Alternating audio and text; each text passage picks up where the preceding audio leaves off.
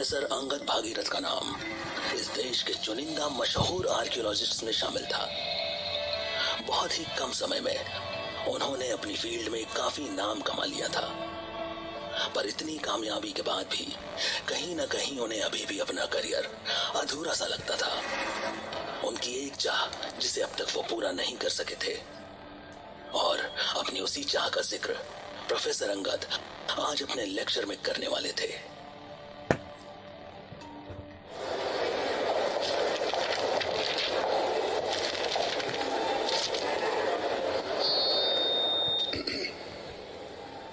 क्या आप में से कोई मुझे बता सकता है कि आज जो ये फील्ड है जिसे हम और आप आर्कियोलॉजी के नाम से जानते हैं, उसकी शुरुआत आखिर कहां से हुई थी? एनीवन? चलिए कोई बात नहीं, मैं ही बता देता हूं। अगर साइंटिफिकली बात करें तो आर्कियोलॉजी एक विज्ञान के तौर पर मात्र 150 साल पुरानी है। Only 150 years old। पर लोगों की इस विषय में रुचि उससे भी काफी पहले से थी। मेरे हिसाब से ये फील्ड सिर्फ एक स्टडी या एनालिसिस करने का साधन नहीं है। आर्कियोलॉजी एक जरिया है बीते कल में जाने का, उसे महसूस करने का अपने हाथों से। एक जरिया है अपनी आंखों से उस प्राचीन काल की महानता को देखने का। सर? जी, do you want to ask something? Sir, even though all of this is happening, क्या पॉसिबल है कि ऐसी कोई जगह हो, I mean जो अनडिस्कवर्ड हो, इंसानी पहुंच से अब तक अनजान? Well, मैं तो ये कहूंगा कि अभी हमने आधा सफर ही तय किया है, और ऐसी अनेकों जगह होंगी जिनका जिक्र हमें हिस्टोरिकल बुक्स में मिलता है, पर अभी तक हमारे कदम वहां पहुंच नहीं पाए हैं। पता है ना, एक समय ऐसा भी था जब हमें अटलांटिस का शहर भी सिर्फ कहानियों का हिस्सा ही लगता था, पर आज उसके सबसे पूरी दुनिया वाकिफ है। और सर, अगर हम अपने देश की बात करें तो? सच कहूं तो मेरे हिसाब से पुराने समय में हमारे देश में काफी ऐसी सभ्यताएं, एज इन सिविलाइजेशंस थी, जो कि मॉडर्नाइजेशन और टेक्नोलॉजी के मामले में अपने समय से काफी आगे थी। पर वक्त के साथ वो सभ्यताएं अब सिर्फ इतिहास के पन्नों में ही जिंदा रह गई है। और मुझे लगता है कि अगर आज के वक्त में हमें उन सिविलाइजेशंस के बारे में थोड़ा बहुत जानने में भी सफलता मिल जाए तो ये हमारे देश के लिए काफी ज्यादा हेल्पफुल हो सकता है। सर, तो फिर क्या सचमुच में हमारे देश में कोई भी ऐसी जगह है? एक ऐसी जगह है तो सही। What? सच में? अंडमान आइलैंड से दक्षिण की दिशा में ईस्ट इंडीज के पूर्व में एक आइलैंड है, या यूं कह लो कभी हुआ करता था, ज्वालाद्वीप, जो एक समय पर बहुत बड़ा नेवल ट्रेड हब था। ज्वालाद्वीप की समुद्री सीमाएं समुद्री जहाजों और कार्गो शिप्स का ठिकाना हुआ करती थी। दुनिया भर से जो कंसाइनमेंट्स पानी के रास्ते शिप्स के थ्रू पोर्ट की जाती थी, वो एक ना एक बार ज्वालाद्वीप होकर जरूर गुजरती थी। नेवल ट्रेड हब, वो भी इतना बड़ा? That's pretty amusing. And not only this, the island holds the lost city of Jwalapuri. कहते हैं it's a land full with prosperity and riches. और सोच के देखो, जो जगह इतनी बड़ी ट्रेड हब होगी, वहां की इकोनॉमी कितनी स्ट्रांग होती होगी। मैंने जितना रिसर्च किया है, अगर उस हिसाब से कहूं तो ज्वालापुरी शायद अपने जमाने का one of the most rich kingdom होगा GDP wise, because of their rich naval trading। और Then what happened, sir? क्या हुआ ज्वालाद्वीप का? इतनी बड़ी सभ्यता का रातों रात गायब होना तो संभव नहीं है, पर ज्वालाद्वीप का अस्तित्व धीरे धीरे धूमिल हो गया। आफ्टर 7th century हमें उस आइलैंड का जिक्र तक कहीं देखने को नहीं मिलता है, और इसका कारण अभी तक अनजान है कि एक पूरा आइलैंड और इतना प्रॉस्पेरस ट्रेडिंग हब आखिर इस तरह से गायब कैसे हो गया। सर, लेकिन ये भी तो सोचने वाली बात है ना कि आखिर क्या वजह रही होगी इतने बड़े सिविलाइजेशन की इस तरह से अचानक से गायब हो जाने की। I mean, कुछ तो वजह रही होगी ना। ऑफ कोर्स, पर इतने बड़े किंगडम का ऐसे अचानक से गायब हो जाना, ऐसे उसका नाम और निशान मिट जाना, मानो किसी ने उस जगह को निगल लिया हो। Excuse me, sir? Just kidding. तो अगर एक्चुअल फैक्टर्स की बात की जाए then there could be many things but no one is certain about it. कैसे फैक्टर सर? हो सकता है कोई बीमारी रही हो, maybe a pandemic, an attack from a neighboring kingdom or anything of that sort. Natural calamities भी तो एक ऑप्शन हो सकता है सर. Well, अगर नेचुरल कैलामिटीज होती तो उन्हें ट्रैक करना इजी होता, और मे बी कोई राइवलरी रही हो. Rivalry? Yes, think about it. अगर ज्वालादीप आइलैंड सचमुच इतना ज्यादा प्रॉस्परस था तो किसी एनिमी सिविलाइजेशन के एग्जिस्ट करने के चांसेस भी उतने ही ज्यादा हैं. और हो सकता है may the disappearing of the people could be an outcome of some kind of war. Sir, जब वी आर सो अनश्योर तो why aren't we still researching on it? I mean, according to the stories, इतने बड़े naval hub के अचानक से बंद हो जाने के पीछे कोई तो बहुत बड़ा रीजन रहा होगा ना. And someone should definitely dig into the mystery of the island. Don't you think so? Certainly, पर किसी के कुछ करने का इंतजार करते रहने से अच्छा है कि खुद ही कुछ शुरुआत कर देना. मैं खुद ज्वालादीप की एग्जिस्टेंस प्रूव करने पर एक रिसर्च कर रहा हूँ, और ज्वालापुरी का मिलना हमारे देश को इकोनॉमिकली कितनी हेल्प कर सकता है ये बताते हुए एक बड़ा सा प्रपोजल गवर्नमेंट को भी सबमिट किया है in order to help me carry this project further. तो सर, क्या गवर्नमेंट की तरफ से कुछ रिस्पांस आया है? वेल, अभी तक तो नहीं, but I am pretty positive कि will get to hear something soon. Sir तो मिस, नाम क्या बताया आपने? Sir, it's Aditi. काफी क्यूरियस हैं आप अदिति जी. Sorry sir. अरे नहीं, I respect your curiosity. It's just that मुझे यूनिवर्सिटी ने इतने वक्त तक ही आपको उलझाए रखने के पैसे दिए थे. I mean the lecture for today is over now, so आपके क्वेश्चंस को नेक्स्ट क्लास के लिए बचा कर रखें. Sure sir. Great, okay then, thank you guys. आज के लिए बस इतना ही. यूनिवर्सिटी में लेक्चर खत्म करने के बाद प्रोफेसर भागीरथ अपने घर पहुंचे, अपनी पत्नी रागिनी के पास. रागिनी बिल्कुल सुलझी हुई, सूझबूझ की धनी और मीठी बोली वाली थी. प्रोफेसर भागीरथ की तरह वो भी आर्कियोलॉजी फील्ड में सबसे बेस्ट थी, और अपने पति के सारे प्रोजेक्ट्स में बतौर रिसर्च पार्टनर अपनी भूमिका बखूबी निभाती थी.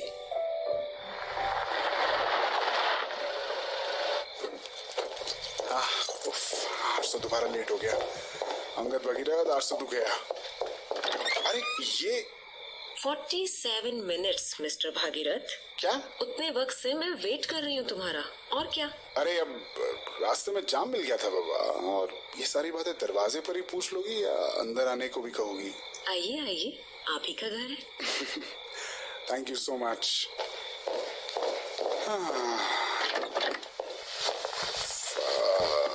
अरे बाबा, मैं बस इतना कहती हूँ कि जब तुम्हें लेट ही आना है तो फिर उतने पहले से क्यों कॉल करके बोल देते हो?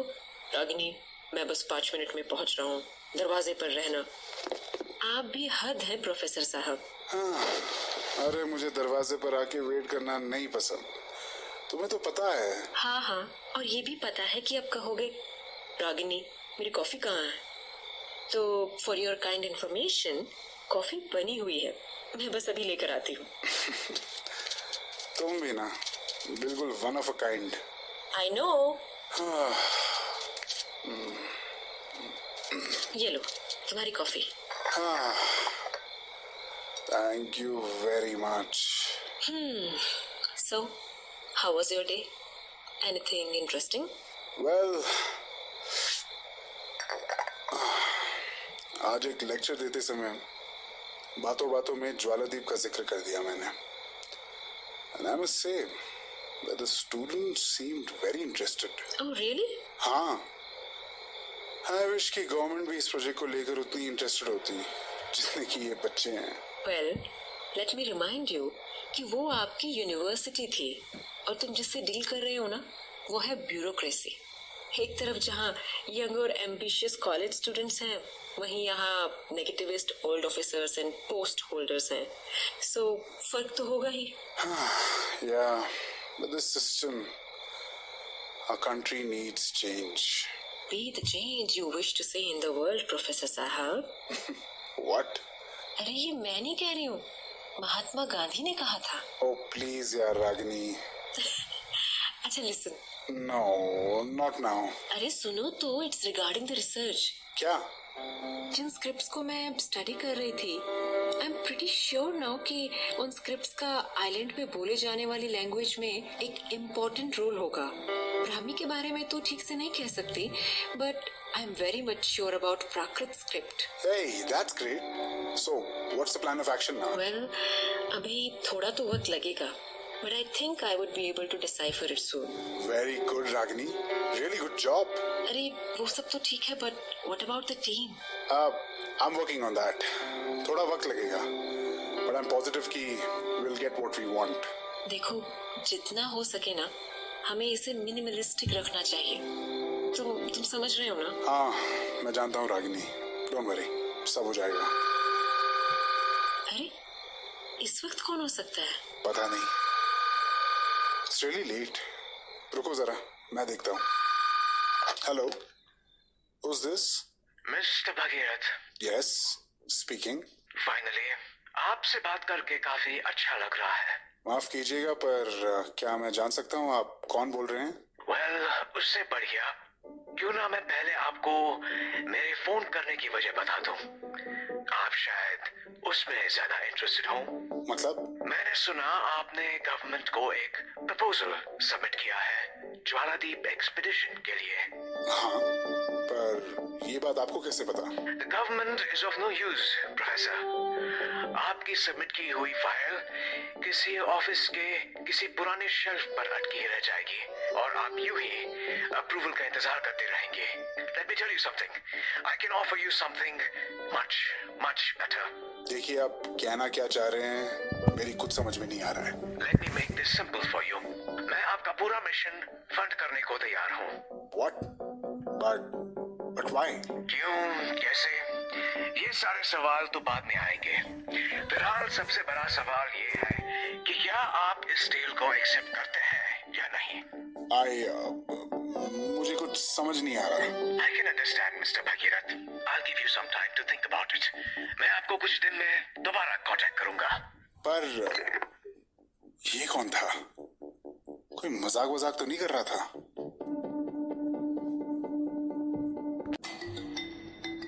उस फोन कॉल पर हुई बात के बाद अंगद उस मिस्ट्री कॉलर के बारे में जानने के लिए और उत्सुक था। रात के 1 बज चुके थे।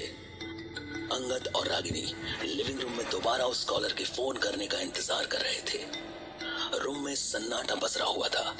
बेचैन अंगद के जूतों की जमीन पर टक टक और घड़ी के कांटों की टिक टिक ही सिर्फ उस शांत कमरे में 2 जिंदा आवाजें थीं।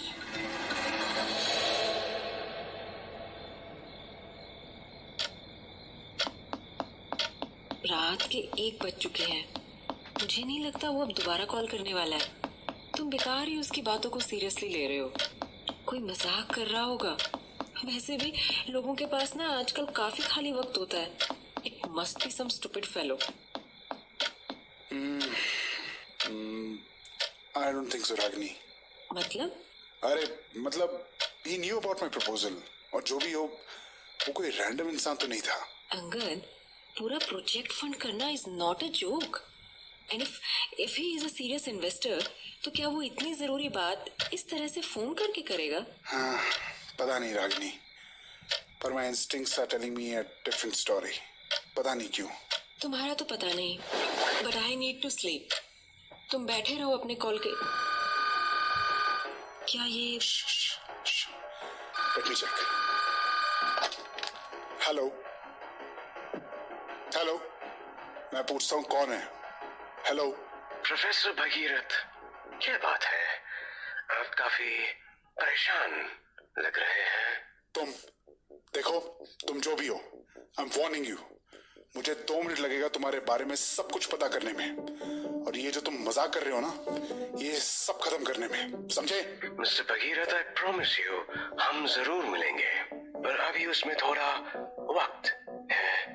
देखो, मेरे पास बिल्कुल वक्त नहीं है तुम्हारी बकवास सुनने का। यकीन मानिए प्रोफेसर, आप इकलौते नहीं हैं जिसके पास वक्त की कमी है, पर यहाँ बात आपके ही फायदे की है। तुम हो कौन? और ये सब करके तुम्हें क्या मजा आ रहा है? तुम्हारे लिए ये सब मजाक होगा, पर ये मेरी जिंदगी भर की मेहनत है। और मैं आपकी उसी मेहनत की तो कदर करता हूँ, इसलिए तो आया हूँ आपके पास आपकी मदद करने। मैं कौन हूँ, क्या हूँ, ये जानने में वक्त बर्बाद क्यों करें? तुम look professor, I'll cut to the chase। मैं बस आपका जवाब सुनना चाहता हूँ। क्या आप इस डील के लिए रेडी हैं? Yes, oh no, it's that simple। क्या बात है प्रोफेसर, मुझे तो लगा था कि आप इस प्रोजेक्ट के लिए कुछ भी कर सकते हैं, पर न जाने क्यों मुझे आपका वो डिटर्मिनेशन कहीं दिख नहीं रहा है। देखो, तुम जो भी हो, आइंदा अगर यहाँ फोन करने की कोशिश भी की तो मुझसे बुरा कोई नहीं होगा, समझे? इडियट। तुम ठीक हो? I'm all right। वही आदमी था? दिमाग खराब करके रख दिया उसने। ओफो, तुम क्यों बेकार में अपना ब्लड प्रेशर हाई कर रहे हो? मैंने तो पहले ही कहा था, डोंट टेक हिम सीरियसली। चलो, रात बहुत हो चुकी है, we need to get some rest. चलो चलो चलो। तुम चलो, मैं आता हूँ। ओके। अंगद? हाँ, आया। उस अनजान फोन कॉल से परेशान होकर अंगद और रागिनी सोने तो चले गए, पर अंगद रात भर सो न पाया। सुबह हो चुकी थी और अब तक अंगद की आंखों में नींद अपनी जगह नहीं बना पाई थी। कुछ देर बाद वो रेडी होकर यूनिवर्सिटी के लिए निकल गया।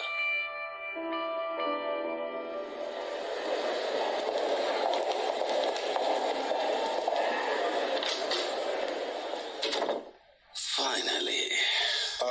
एक्सक्यूज मी, क्या मैं आपको जानता हूँ? वेल, अभी तक तो नहीं professor. Hello, I am doctor Nayak. और मैं अंगद भगीरथ। आपको कौन नहीं जानता सर, आपकी रिसर्चेस पढ़ी है मैंने, and I must tell you I am a fan. पर आप यहाँ? माफ कीजिएगा, दरअसल मैं कुछ बहुत जरूरी काम के सिलसिले में मिलना चाहता था आपसे, सो मैंने सोचा आपके ऑफिस में ही आपका वेट कर लूं। Hope you don't mind. Well, wait करने के लिए रिसेप्शन एरिया है। बात ही कुछ ऐसी थी प्रोफेसर कि I could not afford to lose you.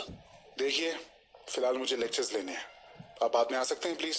Well, I don't think कि मेरे यहाँ आने का रीजन जानने के बाद आप मुझे इस तरह से अवॉइड करेंगे। आपका जो भी रीजन हो, फिलहाल I don't have time for anything, so please. आप मुझे 2 मिनट दीजिए, मैं आपको सब समझा दूंगा।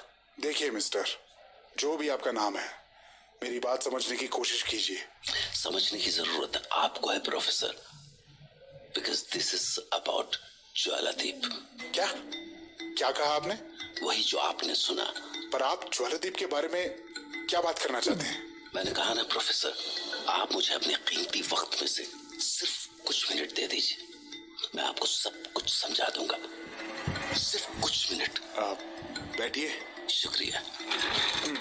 बताइए, तो आप क्या बात कहना चाहते हैं ज्वालादीप के बारे में? प्रोफेसर, मैं आपको बताना चाहता हूँ कि आपकी तरह ही मुझे भी ज्वालादीप के बारे में लिखे हुए किस्से कहानियों में बहुत दिलचस्पी है, और आपकी इस एक्सपीडिशन के लिए मैं आपके साथ हाथ मिलाना चाहता हूँ। आकर्षण में आया हुआ इंसान अक्सर अपनी जिम्मेदारियों से भटक जाता है।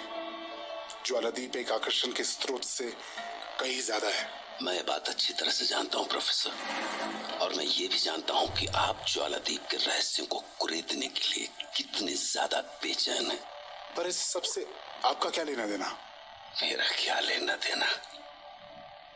आपका सवाल जायज है प्रोफेसर। आप ये तो जानते होंगे कि उस आइलैंड पर जाना कोई बच्चों का खेल नहीं है, और क्या आपको लगता है कि ये काम आप अकेले कर पाएंगे? देखिए नायक साहब, क्या करना है, कैसे करना है, वो सब मैं देख लूंगा। आपको मेरी फिक्र करने की जरूरत नहीं है। यही तो गलती है प्रोफेसर भगीरथ, यही गलती है। सिर्फ मुझे ही नहीं, सरकार को भी फिक्र होनी चाहिए इस एक्सपीडिशन की। अगर ये मिशन सक्सेसफुल हुआ तो हमारा देश किन बुलंदियों को छू सकेगा, इसकी कोई कल्पना भी नहीं कर सकता। पर दुख की बात तो ये है कि सरकार को न ज्यादा फिक्र है आपकी और न आपकी रिसर्च की। वो मेरी दिक्कत है।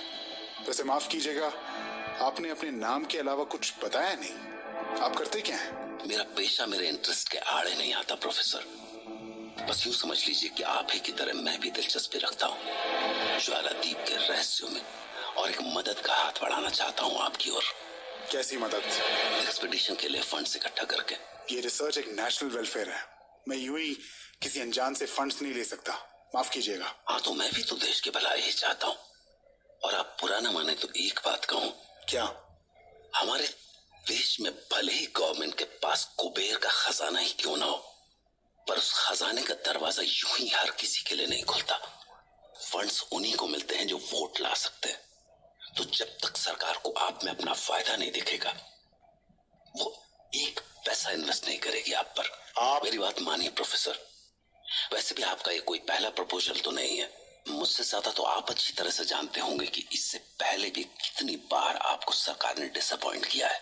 डॉक्टर नायक, भले ही ज्वालादीप के रहस्यों को जानने में मैंने अपना आधे से ज्यादा जीवन झोंक दिया है, पर फिर भी किसी भी चीज को करने के प्रोटोकॉल्स होते हैं, एक कोड ऑफ कॉन्डक्ट होता है, और मेरे ग्रांट्स चाहे कितनी ही बार रिजेक्ट क्यों ना हो जाए, मैं ट्राई करता रहूंगा। प्रोफेसर, मैं आपको बता दूं कि आप अकेले नहीं हैं। आपकी तरह काफी इंटरनेशनल इंटरनेशनल रिसर्चर्स, बिजनेसमैन और न जाने कितने लोग हैं जो ज्वालादीप पर अपने पैर जमाना चाहते हैं, और वो इस टापू पर पहुंचने के लिए किसी भी हद तक जाने को तैयार हैं, किसी भी हद तक। और उन्हें आपकी तरह प्रोटोकॉल्स की भी फिक्र नहीं है। चलिए कोई बात नहीं प्रोफेसर, मैं आपका ज्यादा वक्त नहीं लूंगा। अब आगे क्या करना है उसके लिए आप खुद समझदार हैं। वैसे मैं दिल से चाहता हूं कि गवर्नमेंट आपका ग्रांट अलॉट कर दे, लेकिन फिर भी लाइफ में हमेशा सेकंड ऑप्शन तैयार रखना चाहिए। और ये लीजिए, ये है आप सेकंड ऑप्शन। ये क्या है? मेरा कार्ड है, जरूरत पड़ी तो ज्यादा सोचिएगा मत। ठीक है, अब मैं चलता हूँ। थैंक यू प्रोफेसर, आपसे मिलकर खुशी हुई। अगर आपको यह कहानी अच्छी लगी तो लाइक, शेयर, सब्सक्राइब करें